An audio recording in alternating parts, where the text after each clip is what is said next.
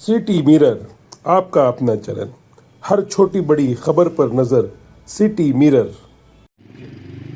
कन्नड सोयगाव मतदारसंघाची झालेली विधानसभेची निवडणूक, याच्यामध्ये झालेलं मतदान, महाराष्ट्रभरातून जे प्रश्न उपस्थित केले जात आहेत ईव्हीएमच्या संदर्भामध्ये, तसेच प्रश्न इथेही आहेत.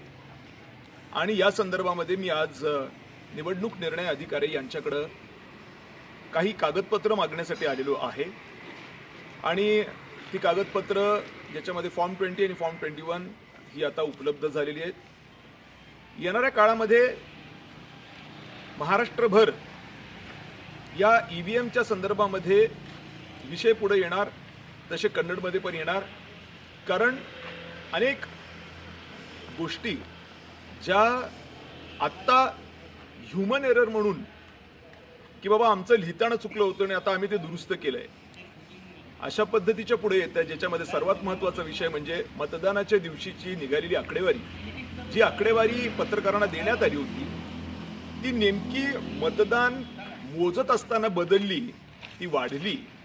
आणि मग काय झालं म्हणे तर स्पष्टपणे सांगण्यात आलं की अरे बाबा ते सुरुवातीला आम्ही चुकलो होतो आणि आम्ही आता नंतर ते दुरुस्त केलं. म्हणजे बा इतकं जर का त्याच्यामध्ये हलगर्जीपणा असेल, आज पत्रकारांना निवडणूक निर्णय अधिकारी म्हणजेच काय तर इलेक्शन कमिशन काही फिगर्स देत असेल आणि नंतर ती बॅकट्रॅक करत असेल आणि म्हणत असेल की तो ह्युमन एरर होता आणि लिहिताना चुकलं, तर हा पोरखेळ आहे.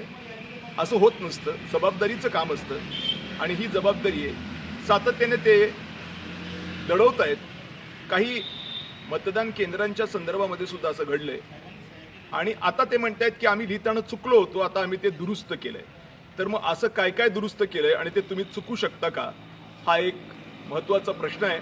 अशा पूर्णपणे अनेक प्रश्न आता येणाऱ्या दिवसामध्ये आपल्याला बघायला मिळतील. आणि म्हणून महाराष्ट्रभरातून जे एक आरोप चाललेत की ही निवडणूक ही पूर्णपणाने ईव्हीएम घोटाळ्यांनी युक्त असलेली निवडणूक आहे. माझंही स्पष्ट मत, आता कन्नडचे काही फिगर्स बघितल्याच्या नंतर आणि अशा पद्धतीचं स्टेटमेंट ज्यावेळेला येतं की ह्युमन एरर आहे, अशा पद्धतीचं ह्युमन एरर कधी असूच शकत नाही. का? कारण कधी निवडणूक आयोग आहे, ते काही आपलं कुठेतरी बसून कुठेतरी चौपाटीवर बसून ते लिहिले असं होत नाही.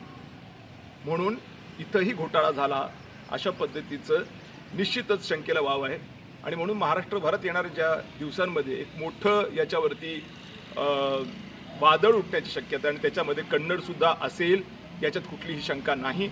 आणि म्हणून ही निवडणूक ही ईव्हीएम घोटाळ्यांनी युक्त असलेली निवडणूक असल्यामुळे ही निवडणूक रद्द करण्यात यावी आणि पुन्हा एकदा नवीन निवडणूक बॅलेट पेपर घेण्यात यावी, अशा पद्धतीचा एक नवीन प्रस्ताव हा येणाऱ्या काही दिवसामध्ये येईल, याच्यात कुठली शंका नाही. आमदार जे झालेत त्यांना मी शुभेच्छा दिलेल्याच आहेत. किंबहुना त्यांनी चांगलं काम केलं तर मला मिळालेलं मतदानही त्यांना मिळेल आणि अत्यंत चांगल्या पद्धतीने त्या पुढेही निवडून येतील, अशा शुभेच्छा मी त्यांना दिलेल्याच आहेत. पण त्याचबरोबर जर अशा पद्धतीच्या शंकेला वाव असेल की मुळातच निवडणूक चुकली आहे, तर निश्चित स्वरूपाने नैसर्गिक न्यायाच्या दृष्टिकोनातनं ज्याही लोकांनी मतदान केलंय त्यांना न्याय मिळण्याच्या दृष्टिकोनातनं याच्यामध्ये कारवाई अपेक्षित आहे. आणि ती कारवाई करण्याच्या संबंधातली भूमिका आता मी घेतोय. आणि त्या पद्धतीने आता इथून पुढे निवडणुकीवर प्रश्नचिन्ह हा जसा महाराष्ट्र विचारतोय तसा कन्नडमध्येही विचारला जाईल, याच्यामध्ये कुठलीही शंका नाही. धन्यवाद.